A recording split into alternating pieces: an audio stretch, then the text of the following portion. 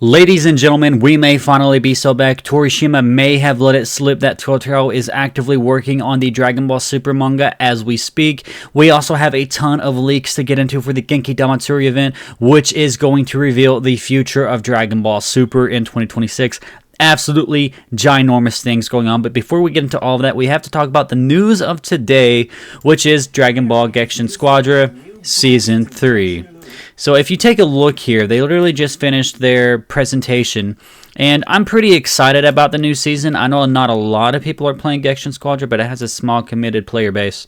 So they're actually adding a new boss, Jackie Chun, who is going to be replacing Android 16. Now, while I love that they've attempted to add more OG Dragon Ball content, please just add Kid Goku as a playable character.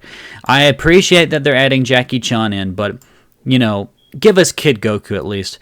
They're also adding a CPU mode, which I think is going to be great for casual players who just want to hop in and play a game and not have to worry about playing with other players who may not know what they're doing, because this is a very team-based focused game. So whenever you're playing it with strangers, there's a lot of frustration there, right? So let's just go ahead and talk about what everybody's going to be wanting to know about. Who are the new characters joining? Well, it's actually Super Saiyan Bardock, which I found very crazy. So I'm just going to let the audio play in the background. I don't think it's over my voice, so we're just going to let it play out of my speakers while we talk, because I was not expecting Super Saiyan Bardock. Like, that little flash there of Super Saiyan Goku into Super Saiyan Bardock was amazing. This is something that I actually really wish Dragon Ball Sparking Zero did, which was add Bardock. And this is crazy because I just got the GX Materia figure of Bardock on my shelf, and I was actually just thinking the other day how much I love Bardock, and boom, he's in Gekishin Squadra, so I'm definitely going to be playing the season just for him, though he's not the first character coming out this season from what I'm guessing. Next we have KEFLA. KEFLA is You know, I was kind of excited for Kale to be in the game. I was less excited for KEFLA to be in the game. And then KEFLA, I'm like, okay, finally we have those three characters in there. Because we're talking about Universe 6 Saiyans, and I'm kind of tired of Universe 6 Saiyans at this point, because they've given us Kaba as an item, basically, because you just use him for once in the battle, so he's not really a character. Then you got KEFLA now with KEFLA and Kale. But then we have Super VEGITO. So this may be exciting for you fans that love like fusions and all that stuff, but having two fusions in one release is a little bit disappointing. I would have preferred, instead of having Super Saiyan 2 KEFLA, like I said, just give us Kid Goku. That would have been cool to get a Super Saiyan Bardock, a Kid Goku, and then a Super VEGITO. And I do still believe they'll probably be adding a Super Saiyan 4 Goku from Dragon Ball Daima. That way we have a Super Saiyan 4 GT Vegeta and a Super Saiyan 4 Daima Goku. That way we have both Super Saiyan 4s from each franchise represented. So here's the big banner to get everybody excited. And I was a bit disappointed to find that they did not have a super skin for Bardock, but I'm assuming it'll be added down the line, similar to how Sparking Zero handled it, because I don't think they would give Super Bardock his own slot. That just wouldn't make any sense. So yeah, I think it's cool that they're doing Super Saiyan Bardock, obviously from the OVA of Bardock, the episode of Bardock. Pretty cool stuff there. So I guess that's the Gekishin Squadra news, guys. They'll probably be releasing gameplay trailers and stuff. I didn't really break down the gameplay trailers for the previous season just because it doesn't seem like the hype is necessarily there for Gekishin Squadra for the gameplay breakdowns and everything. But I'm not sure if I'll be breaking them all down, but I am definitely going to be breaking down every season as it's announced, because it's always exciting. I'm personally most excited for Super Saiyan Bardock. I'm a bit of a Bardock fanboy, though, so I am a little bit biased there. Alright, let's get into the Torishima news. So, this was all revealed in a video by Vinixis, which has been deleted. He did go ahead and send me part 2, and from what I understand, the people at the Koso Koso podcast would prefer if you only isolate a minute of footage, and then they'll be fine with that. So that's how we'll be breaking down the part 2 of the video, which he does reveal some interesting things. So we'll be breaking that down before we get into the leaks and the spoilers for Genkidamatsuri. But what I found very interesting, and what many people found interesting, was in the first part that was translated by Vinixis, Torishima literally says, and I'm just going to go ahead and quote DBS Hype's tweet, Torishima revealed in his latest video on Super Volume 24 that one of the main reasons he attended Jump Festa was to ask Toyotaro a favor directly. However, Toyotaro declined, saying he's going to spend time drawing manga from now on and doesn't want his time taken up by anything else. And this is literally his words. The reason was that Toyotaro-san is going to spend time working intensively on drawing manga from now on. And then there was a comment on the video, and they responded. So the comment says, Toyotaro, did you refuse to meet Torishima? And then they responded in saying, that is misleading. In fact, we met and spoke. However, there was a request I made at the time that didn't go through due to scheduling conflicts, so it's nothing significant. That's what they believe. But luckily, we have context clues and we have other things that we can look into. So we're going to break this down and why I believe this could be a hint at the super manga returning. Now, there's the possibility that it's not, but let's just get into the possibility that it is, which it seems more likely than anything else. So Toyotaro did reveal last year on a panel with Torishima, of all things, his one-shot manga. So number one, that was worked on last year. This is something that Torishima says Toyotaro is working on from now on, so he can't do this appearance or favor or whatever. They didn't really go into it, but like I said, Toyotaro was too busy. Now, some people are saying, oh man, Toyotaro just made something up, that way he wouldn't have to bear through Torishima's criticisms. That's also definitely not true, because like I said, Toyotaro already did a panel at Japan Expo, and I think that was in France, Paris, I believe. But Toyotaro did a panel there where they actually discussed basically they went through Toyotaro's one-shot manga and broke down his paneling and everything like that. And there was confusion about whether or not the one-shot manga that Toyotaro drew was actually ever going to release. There's a theory that it's not, because it was basically fully publicly revealed last year, and it never released. And Torishima's book is an official Shueisha product, breaking down the anatomy of manga creation. So many people think that maybe this was a Shueisha production to basically drum up hype for Torishima's book.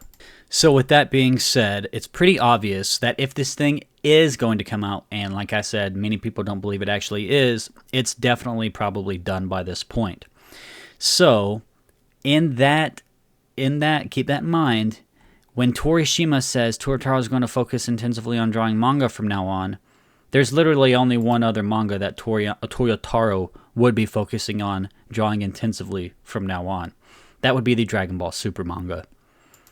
So take it for what it is. Like I said, you don't need to believe it 100%. Like I said, this is more of a tease. This is more of a hint. It's not like an outright confirmation. And it seems like an unintentional one at that. But it's looking pretty positive at this point, and we'll get into some other things later on in the video in the spoiler section. But for now, yeah, Torishima may have just let it slip that Toyotaro is busy working on Dragon Ball Super, because if he was working on a one-shot, he wouldn't be focusing intensively on drawing manga from now on.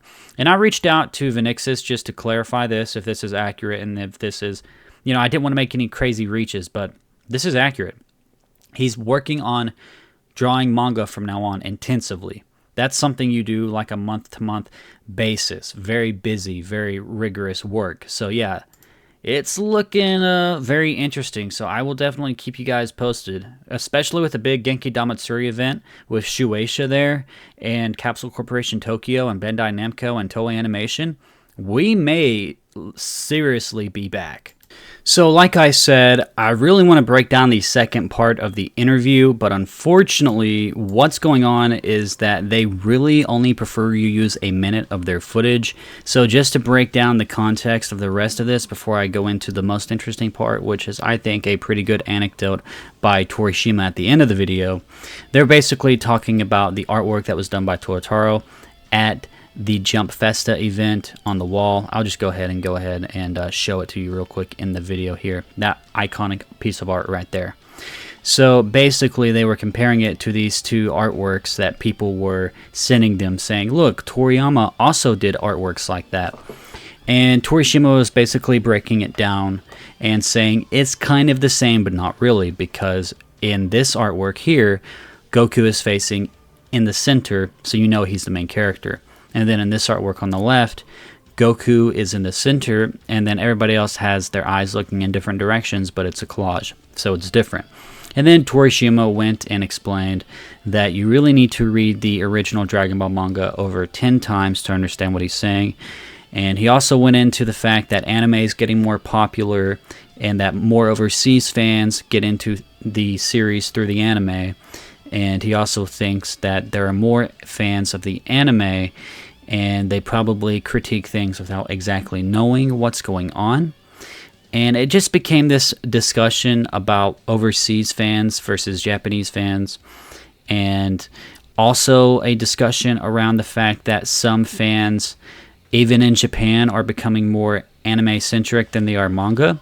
But they also make it clear that in Japan, manga and anime are treated very equally, and overseas anime seems to be more prevalent, which I think is a pretty accurate statement to be made. So it was very interesting stuff. So they talk a little bit about it here. I'll just go ahead and let it play from here because we want to use roughly a minute.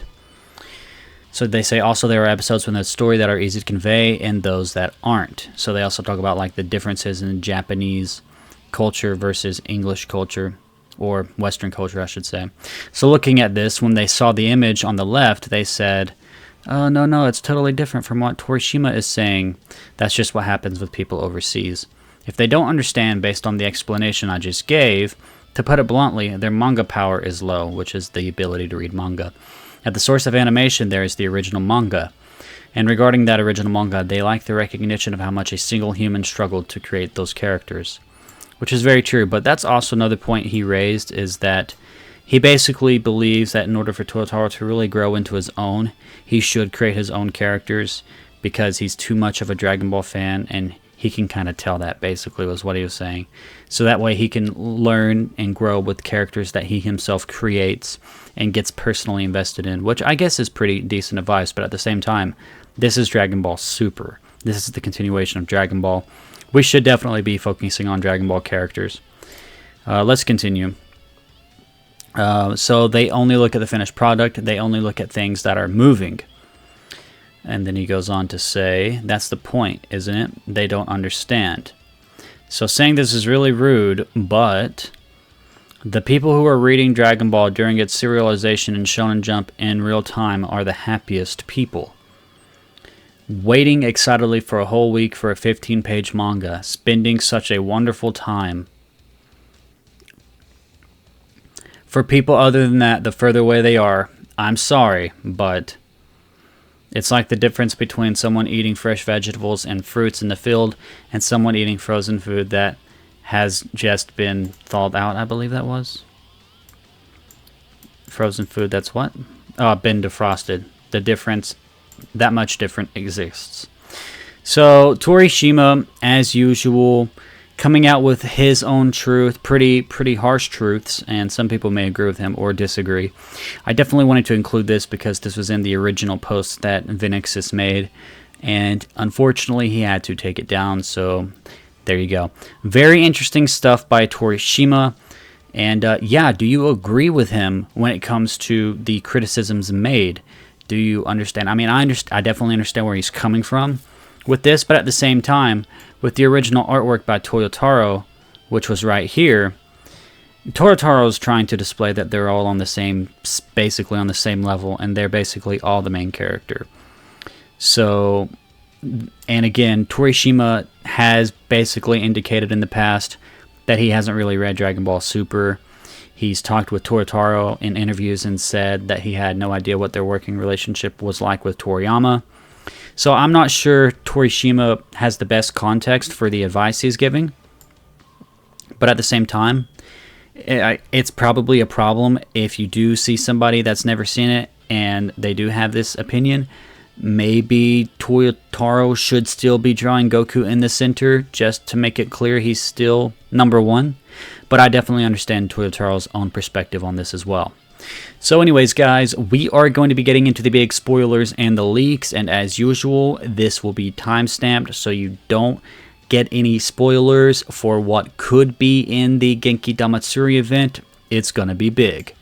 Alright, ladies and gentlemen, as usual, a lot of this information is going to be coming from two notable content creators that have been leaking or spreading some of their information out on the internet leading up to the Genkidamatsuri event, coming from Rinenroke and SAIYAN Le Geek.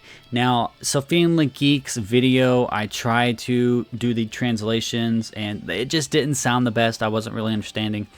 So instead, what I'm doing is I'm going to Rinenroke's Twitter, where he talked about SAIYAN Le Geek's video, basically. And I'm going to be breaking down SAIYAN Le Geek's video through Rinenroke's tweets, which is very confusing. But just keep in mind, this is Rinen, translated from Portuguese, talking about SAIYAN Le Geek's French video. So it does get a little bit confusing. So hopefully not too much is lost down the grapevine here. So in the last week, the possibility has gained strength that the Dragon Ball Super remake might really include events from the manga, which would be more interesting, let's face it. Here we go with yet another leak. As I've already said a few times, I have contact with some leakers and the information changed a bit last week. What was previously said by only some French leakers is now also reaffirmed by Americans. Okay? Some were saying that the remake would be totally faithful to the manga. Others said it would be a compilation of best moments from the DBS anime and manga. From what they're saying now, it might really be a compilation of best moments.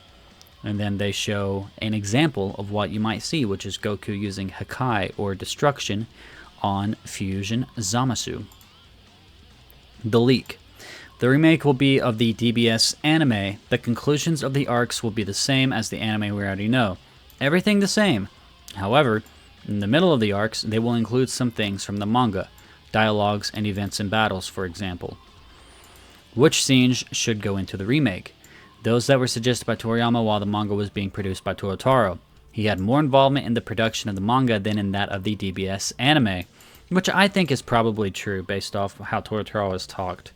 Toriyama was definitely more... Toyotaro, in interviews, has talked about how Toriyama would constantly give him corrections and they would go back and forth.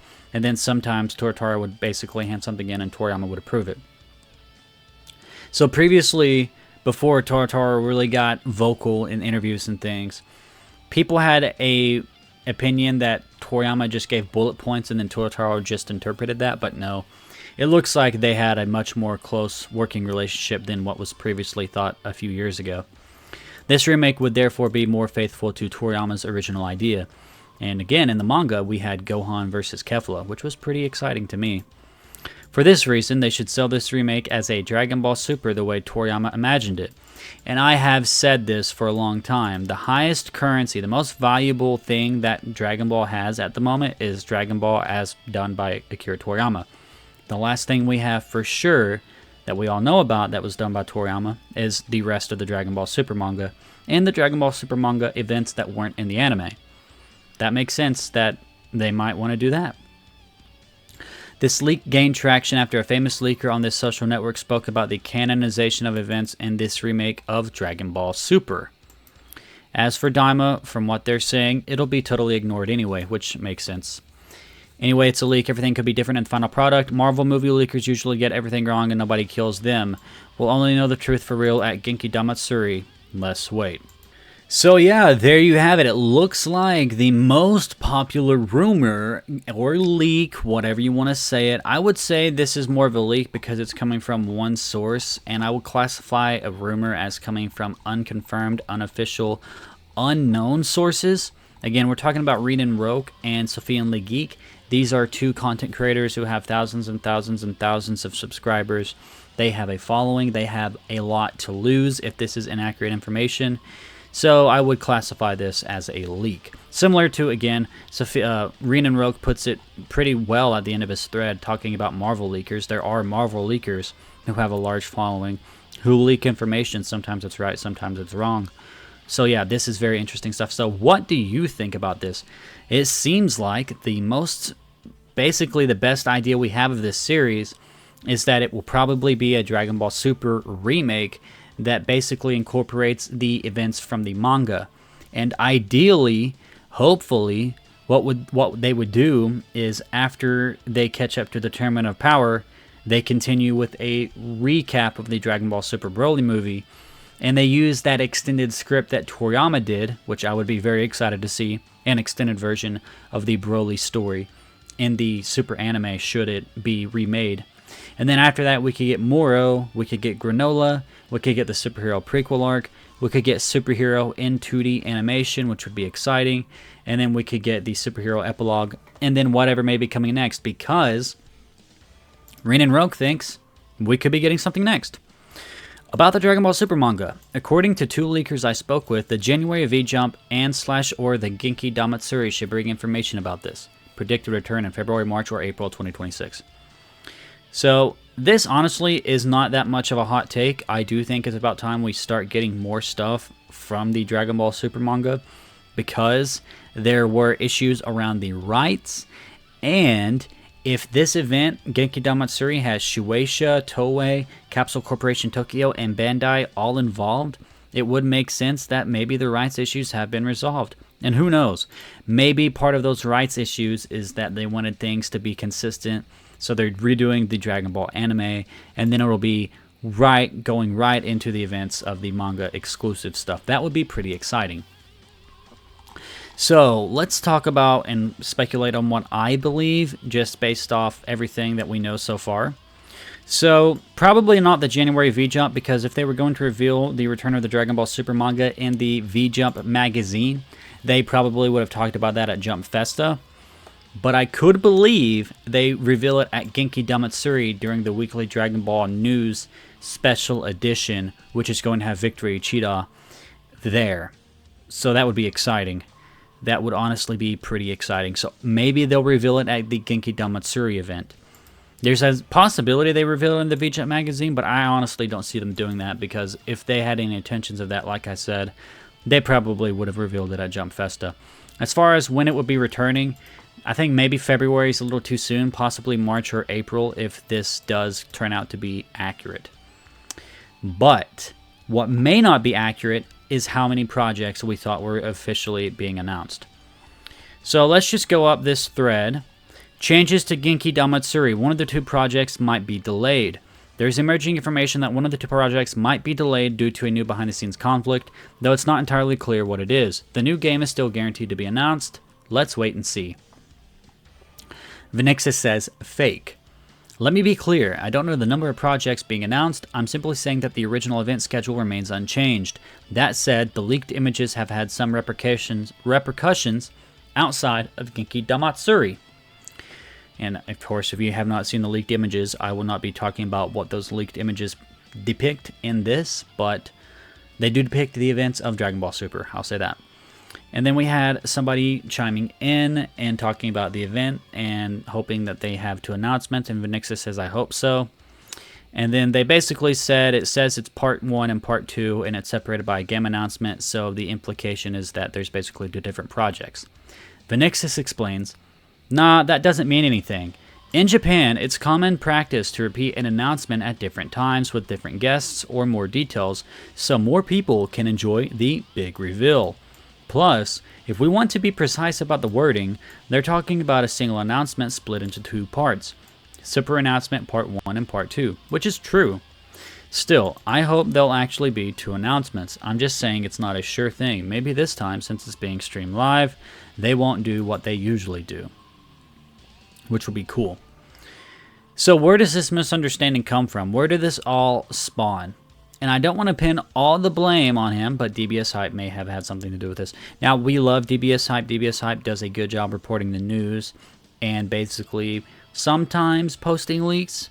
Of course, he hasn't really been posting leaks since the Dragon Ball Super manga went on hiatus. Maybe he will be once it comes back. So we definitely respect DBS Hype around here. But he says, primarily I wrote that due to major announcements, part 1 and part 2, but at the moment I don't know if it's 1 or 2 announcements anymore, so just keep your expectations up accordingly. So yeah, this is what he originally said, 2 major projects will be announced. And I understand the misunderstanding, because they did literally say in the post, part 1, then you had the game panel, then part 2. But if you look at the official Genkidamatsuri website, Then what Vinixis talked about, there being an initial announcement followed by another panel with more creators and more people involved in the project, may be right. Because if you look at the first panel, which is 45 minutes, you got Masako Nozawa and Akio Ioku. Then if you look at the part 2 panel, you get Masako Nozawa, Akio Ioku, and more. That's very interesting. So Vinixis could be right about that, honestly. Now, 45 minutes for a reveal probably is too long, I would say, if you're just going to split it up into 45 minutes and then 30 more minutes. Because if you look at other panels they did, like in the New York Comic Con panel, it was not that long. I don't think they had it for an hour and a half. Yeah, so basically revisiting New York Comic Con 2023, which it's crazy how nostalgic that is now, it was about 33 minutes. Now, you could make the argument that this was a different kind of situation because they're basically in someone else's venue, whereas here they basically own everything, so they're allowed to do whatever they want. But still, they did around roughly 30 minutes for a brand new Dragon Ball series being initially announced. I really honestly don't see them doing 45 minutes and then an extra 30 minutes on a Dragon Ball Super remake or whatever they're announcing, whether it's a CGI movie or whatever. So, there's a couple ways this could go. Let's say it is one announcement, whether that's a movie or a series. What if a lot of this 45-minute panel is basically Nozawa and Ioku talking about Dragon Ball, voicing Dragon Ball, working with Toriyama, things like that. Because remember, this is the 40th anniversary of Dragon Ball. Akira Toriyama passed away last year. Or rather, the year before that, which is crazy to think about. So, what are we dealing with here? We are dealing with a big celebration, very important milestone, and I could honestly see the case that they spend like 40 minutes talking about the legacy of Akira Toriyama and Dragon Ball. Maybe they reveal it, then they do the game panel, then they go deep and talk about whatever the project is for 30 minutes. That's one way this could go. Or, if it's two announcements, I could see them doing, again, one announcement for 45 minutes and then one announcement for 30 minutes. However, there is a secret third way this could go, where there literally is one announcement, but they talk about it for 45 minutes and then they talk about it again for 30 minutes, which would be a little crazy, but it would be great for me because I would get to cover it, condense that long bit down, and basically tell you guys the most important stuff. And yeah, this new game announcement, I'm pretty hyped for it. No leaks about it since the Xenoverse 3 stuff. So maybe it's Xenoverse 3. Some people were speculating Super Kakarot, but I'm not sure if that's a really leak. I think it's just a rumor that's being spread by people. So pretty exciting stuff for the big Genkidamatsuri event. So what do you guys believe? What do you guys think is going on? Do you think that Toyotaro will be announcing the return of the Dragon Ball Super manga at this weekly Dragon Ball News on-site edition for 20 minutes with Victory Uchida and Victory Asada? Do you believe we are getting two new projects or just one? Could be interesting stuff. Now, the interesting thing is that if there are two projects and one of them got delayed, that would be crazy, because they probably had this event planned out, and it's basically bulletproof. Because you have Shueisha here in the form of Weekly Dragon Ball News. You have Bandai Namco with all the video games. You have Capsule Corporation Tokyo with Akio Ioku. And then this is being streamed by Toei Animation on their YouTube channel, so this is obviously going to have some animated project of some kind. So you literally have Toei, Shueisha, Capsule Corp, and Bandai all working together for this event. I honestly struggle to see that a project that was planned has now been delayed. So I'm not sure that's what's happening here. Maybe the project itself has been delayed, but they're not going to take it off the schedule for the Genkidamatsuri event. They'll still be talking about that. I could see that happening. Delays have happened under different circumstances for this superhero movie, for example. So, I guess just hype accordingly, everybody. This is one of the craziest things we've ever had for a Dragon Ball event, because if you guys remember, in the lead up to Dragon Ball Daima, we had the Dragon Ball Magic remake, not remake, but the Dragon Ball Magic rumors and the Dragon Ball Magic leaks, and that turned into Dragon Ball Daima. And it was honestly crazy how accurate that was. And that's the reason why I'm reporting on all this, because you could say, let's just ignore it, it probably isn't real, blah, blah, blah.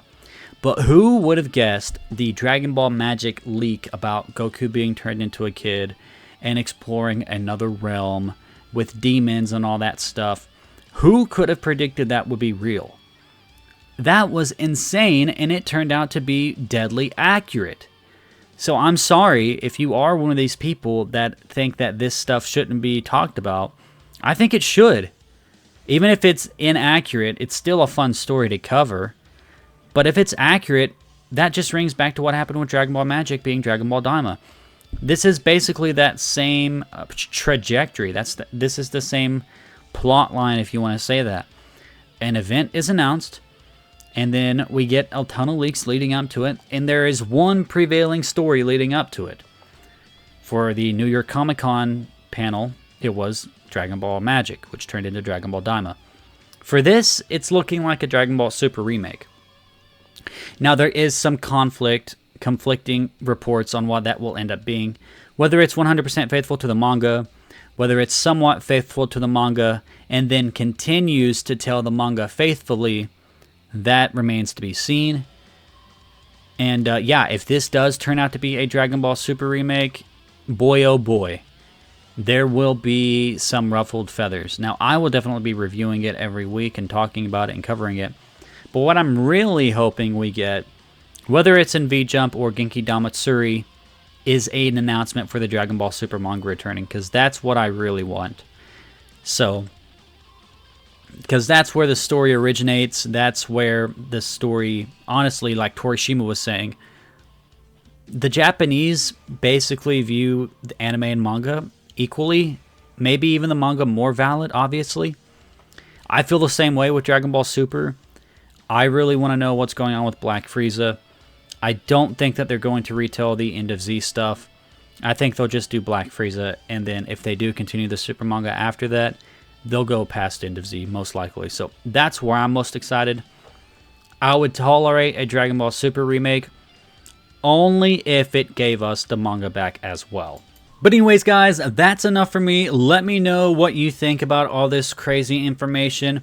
Make sure you leave a like if you enjoyed. Subscribe to keep up to date with all things Dragon Ball news and commentary. And I will catch you in the next one. Peace off.